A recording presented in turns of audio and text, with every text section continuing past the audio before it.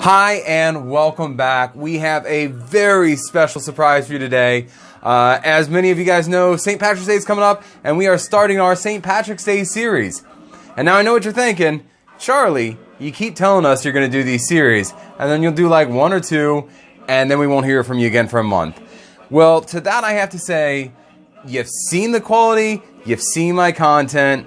Let's be honest and have some right expectations and understand that the fact that I'm making any of these is actually pretty amazing. I mean, come on. I made a video calling a Jaeger and Red Bull a craft cocktail. So while we're on that subject of keeping your expectations in check, one of the things I want to bring up is St. Patrick's Day is pretty well known for a whole lot of people who probably shouldn't go out drinking all night, who go ahead and start that off, kick that off by trying to drink all day. So if you're like me, you'll find yourself early in the night thinking, holy cow, these guys are pretty drunk. How do I get on their level? I've already had my whiskey drink, I've had my vodka drink, I've had my lager drink, and I've had my cider drink, and they are still way past me. And with that I ask you, have you ever thought of putting Mezcal in your whiskey? Of course we all have, and today I'm actually going to try and use a recipe that might actually be a decent way of doing that. Cross our fingers. This is called the Good Cork. It was made by Phil Ward in New York. He did some pretty big bars out there, so we're trusting this just based on his name and reputation alone. You're going to want to start off with just a shaker tin, or if you're really fancy, you can get one of those cool stirring glasses because this is going to be a stirred cocktail. But we're going to use the shaker tin because that's how I roll. You're going to want to use 1 ounce of a pot still whiskey. I don't have a pot still whiskey, but I do have a Redbreast 12. So, hey, if you can't go right, might as well go fancy, eh? We're going to start off, put 1 ounce of that into our ice. And then we're going to want to go ahead and take our Mezcal. And go ahead and throw 1 ounce into there. Pop 1 ounce, throw it in. And then a 1/2 ounce of the Benedictine.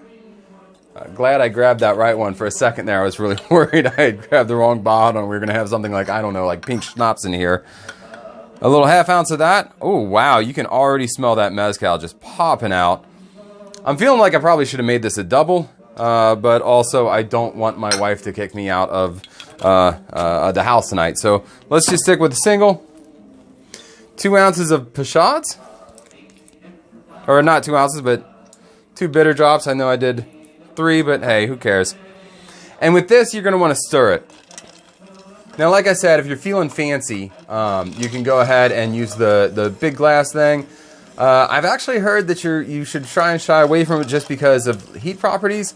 The glass will just really give off a lot of heat into the beverage as it's cooling down, or basically the energy will be absorbed into the beverage. It takes a really long time. So I've heard use metal, but you'll see all the fancy bartenders use glass, so do that if you want.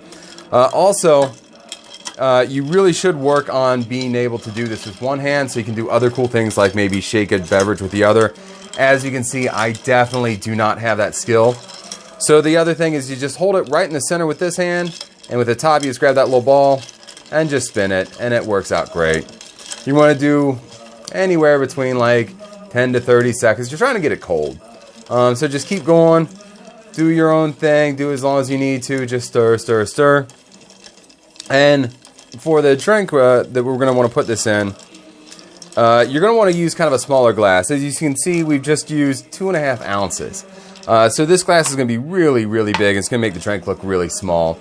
So you might want to use a smaller one, but hey, it's up to you. Double your drink. You're trying to catch up. Whatever floats your boat. I think that's about enough. Ooh. Just go ahead and pour that over your rocks. If you've got one of those really cool big cubes, go ahead and do that. If you've got a little stamp it as well. Why not? This is your drink. You know.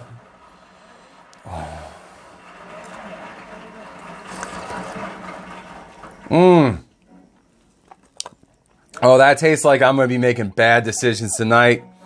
Speaking of bad decisions, go ahead down below, like and subscribe to the channel so you can see our videos when they come out and not risk missing any, because I don't know why. Just like and subscribe. We'll see ya. Sláinte.